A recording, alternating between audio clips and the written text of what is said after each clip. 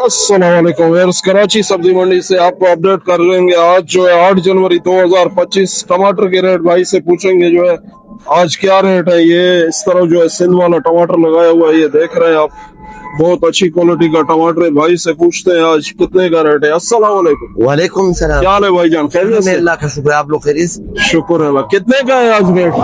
Rate आज तकरीबन नया टमाटर 300 से लेकर 400 रुपए, पुराना टमाटर 200-250 रुपए। अच्छा आज मंडी में टमाटर कम होने की वजह से रेट ये था।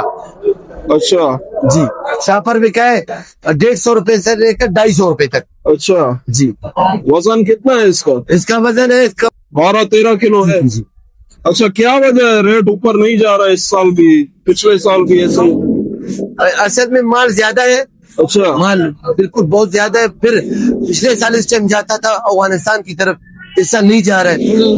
बॉर्डर सारे बंद है। अच्छा, माल बहुत ज्यादा है इस वजह से। सही है। तो पिछले साल भी तो अगवाने ये जा रहा था माल, पिछले साल भी ऐसे ही था रेट। असल में पिछले साल इससे भी ज्यादा टमाटर था। अच्छा, 2 महीने बाजार गिरा था, उसके बाद बाजार गिरा अच्छा जनवरी में। और जनवरी में ये भाई ने अपडेट कर दिए टमाटर के रेट। आज 8 जनवरी 2025। आपको शेयर, फॉलो, कमेंट जो है जरूर करें।